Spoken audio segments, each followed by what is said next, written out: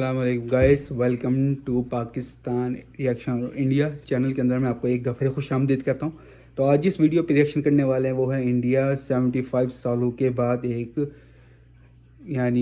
बहुत बड़ी डील करने वाला है। हिस्टोरिक डील, यानी आप उसको ये कह सकते हैं हिस्टोरिकल डील करने वाला है इंडिया 75 सालों के बाद। इंतज़ार इंडिया का अब ख़त्म हुआ। अब इंडिया 75 सालों के बाद हिस्टोरिकल डील करने वाला है। तो आप लोग कैसे, उम्मीद है कि सारे लोग खैरियत होंगे, ठीक ठाक होंगे। देर ना करते अपनी वीडियो का आगाज़ करते हैं। एक दफ़ा रिएक्शन टू रिएक्शन वीडियो होने वाली है। उम्मीद है कि मेरी पिछली वीडियो जो आपको पसंद आई होगी, उम्मीद है वाली पसंद आएगी। तो देर ना करते हुए वीडियो का आगाज़ करते हैं। 1 2 3 go. Hello guys, welcome to Pakistan real reaction. तो कैसे हैं आप सब? उम्मीद है आप सब बढ़िया।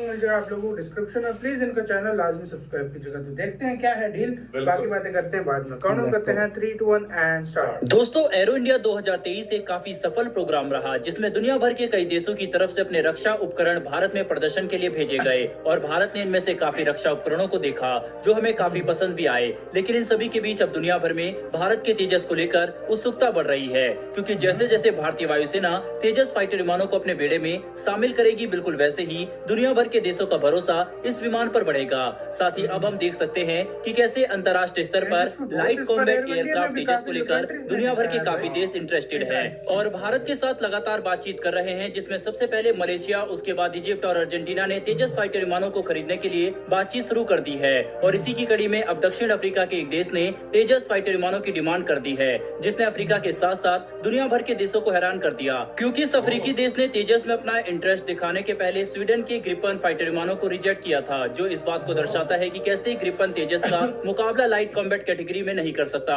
और भारत का तेजस आने वाले समय में दुनिया भर के कई देशों में ऑपरेट किया जाएगा, जो रक्षा निर्यात के क्षेत्र में भारत की सबसे बड़ी सफलता होगी, क्योंकि बिना फाइटर विमानों के निर्यात के हम खुद को एक शक्तिशाली डिफेंस एक्सपोर्टर नहीं कह सकते। दरअसल दोस्तों, दक्षिण अफ्रीका के काफी विकसित देश बोत्सवाना ने भारत के तेजस फाइटर विमानों में अपनी रुचि दिखाई है और ये देश अपने पास मौजूद पुराने CF-5A विमानों को रिप्लेस करने के लिए भारत के लाइट कॉम्बैट एयरक्राफ्ट यानी तेजस को खरीदना चाहते हैं। आपको बता दें कि बोत्सवाना साउथ अफ्रीका के कुछ सबसे विकसित देशों में से एक है, जहां का GDP पर कैपिटा भारत से भी काफी ज्यादा अच्छा है, जो इस देश के HDI को मीडियम रैंक देता है। बोत्सवाना आकार के मामले में फ्रांस से भी काफी बड़ा है। इस देश का आकार 5,80,000 किलोमीटर से भी ज्यादा का है। वहीं इसमें मात्र 26 लाख के करीब लोग रहते हैं। इसके बावजूद इस देश की अर्थव्यवस्था 17 अरब डॉलर की है, जिससे आप अंदाजा लगा सकते हैं कितनी कम आबादी और इतनी ज्यादा GDP होने की वजह से इस देश के लोग कितना अच्छा जीवन बिता रहे होंगे। साथ ही बोत्सवाना में मौजूद इंफ्रास्ट्रक्चर और राजनीतिक स्थिरता भी दूसरे अफ्रीकी देशों के मुकाबले काफी अच्छी है। दोस्तों, बोत्सवाना भारत से 7500 किलोमीटर की दूरी पर मौजूद है, लेकिन इसके बावजूद ये देश स्वीडन के ग्रिपन को रिजेक्ट करके भारत से तेजस की खरीद करना चाहता है। ग्रिपन को रिजेक्ट करने का सबसे बड़ा कारण इस फाइटर विमान की ऊंची कीमत है, जो कि इस देश के लोग हजम नहीं कर पा रहे थे। जैसे ही सरकार ने फैसला लिया कि वह स्वीडन से ग्रिपन फाइटर विमानों को खरीदेंगे, उसके बाद ही तुरंत बोत्सवाना में इसका विरोध शुरू हो गया कि आखिर इतने महंगे फाइटर विमानों को खरीदने का क्या तर्क बनता है, वह भी जब ये विमान लाइट कैटेगरी के हैं। जिसके बाद बोत्सवाना भारत से तेजस खरीदने में काफी इंटरेस्टेड है, जिसके लिए बातचीत जल्द ही शुरू हो सकती है। बता दें कि बोत्सवाना के पास कोई खास फाइटर विमान मौजूद नहीं है, इसीलिए अगर भारतीय तेजस बोत्सवाना की वायुसेना में अपनी जगह बनाता है तो शुरुआती दौर में ये डील 12 से लेकर 20 फाइटर विमानों के लिए हो सकती है और आगे जाकर इनकी संख्या 60 से 75 तक भी जा सकती है, क्योंकि तेजस अपनी कीमत के हिसाब से काफी शक्तिशाली और भरोसेमंद जेट है। दोस्तों, कुल मिलाकर देखें तो पहले मलेशिया, फिर अर्जेंटीना, उसके बाद इजिप्ट और अब बोत्सवाना, ये सभी ऐसे देश हैं जो भारत से तेजस खरीदने में काफी इंटरेस्टेड हैं और बहुत जल्दी तेजस फाइटर विमानों की सेल को लेकर कोई बड़ी खबर आ सकती है, जो रक्षा निर्यात के क्षेत्र में भारत की बड़ी सफलता होगी। लेकिन ये सब सिर्फ तभी संभव हो सका है जब भारतीय वायुसेना ने 80 से ज्यादा की संख्या में तेजस फाइटर विमानों को खुद खरीदने का फैसला किया, जो कि एक काफी अच्छा कदम था। बहरहाल बढ़ते हमारी दूसरी खबर की तरफ। तो दोस्तों, भारत का प्रोजेक्ट 75I भले ही साल 2021 के बाद ज्यादा आगे ना बढ़ा हो और दुनिया भर के ज्यादातर देश इस प्रोजेक्ट से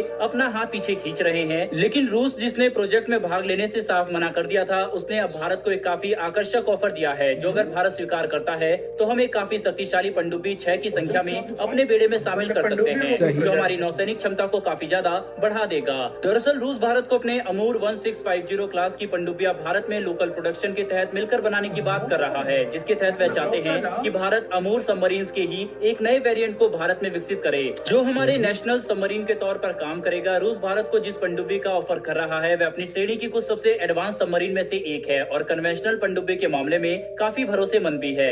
अमूर 1650 लगभग 300 मीटर की गहराई तक जाने में सक्षम है। वहीं पर इसे ऑपरेट करने के लिए मात्र 35 लोगों की जरूरत पड़ती है और ये लगातार 45 दिनों तक पानी के अंदर रह सकती है। साथ ही इसके सेंसर, एकोस्टिक, स्टेल्थ और वेपन सिस्टम काफी ज्यादा अपग्रेड किए गए हैं। इतना ही नहीं बल्कि इसमें ब्रह्मोस और कैलिबर मिसाइल के साथ साथ एडवांस टॉर्पीडो और माइंस भी लगाए जा सकते हैं। इसके साथ रूस ने यह बात भी खुलकर कही है कि अगर भारत अमूर क्लास की पनडुब्बियों को प्रोजेक्ट 75I के तहत बनाने के लिए चुनता है तो भारत में इनका प्रोडक्शन 70 से 80% तक लोकल कंपोनेंट के साथ किया जा सकता है, जो काफी अच्छी बात है। वैसे दोस्तों, आपको क्या लगता है कि क्या चीनी नौसेना की बढ़ती ताकत को देखते हुए भारत को प्रोजेक्ट 75I छोड़कर रूस के साथ अमूर क्लास सॉरी गाइस,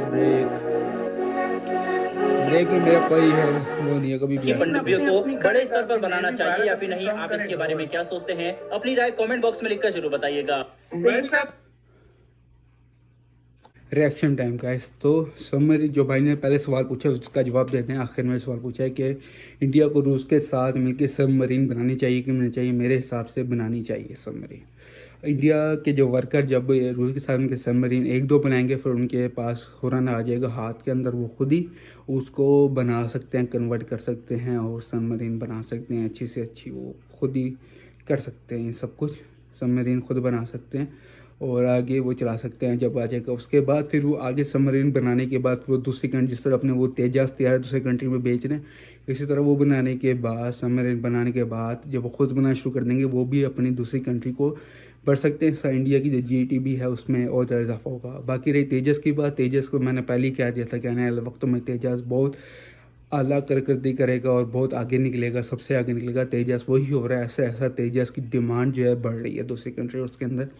और ये आपके लिए एक तो बहुत अच्छी बात है क्योंकि इससे आपकी जो इकोनॉमी है वो बढ़ रही है, GDP वो बढ़ रही है, सब कुछ बढ़ रहा है। सो इससे आपको प्राउड फील होना चाहिए कि तेजस अब आने वाले दिनों में दूसरी कंट्री, मलेशिया वगैरह जैसी कंट्री भी अपने पास, बांग्लादेश भी अपने पास लेगी वो जहाज़ वगैरह ना। तो ये एक तरह से आपके लिए बहुत अच्छी, इंडिया के लिए बहुत अच्छी बात है। इसके लिए आपको प्राउडफुल होना चाहिए।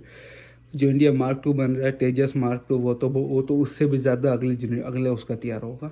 और 5th जनरेशन पे आप ऐसे ही काम शुरू कर दिया आपने, तो आने वाले दिनों में आप बहुत आगे निकलेंगे, इंडिया बहुत आगे निकलेगा। ये तो खैर शुरू से मैं कहते अपनी पहली वीडियो से ही कहता आ रहा हूँ। और तेजस Mark 2, तेजस 1, तेजस Mark 1 जो अभी जो अवेलेबल है वो दूसरी कंट्री में आप सपोर्ट कर रहे हैं, बहुत अच्छी बात है। इससे आपको प्राउड फील होना चाहिए। आपसे मिलता है अगली वीडियो में, जब तक दीजिए मुझे अपना बहुत सारा ख्याल रखिए। दुआ में अगली वीडियो तक दीजिए मुझे। अल्लाह हाफिज़।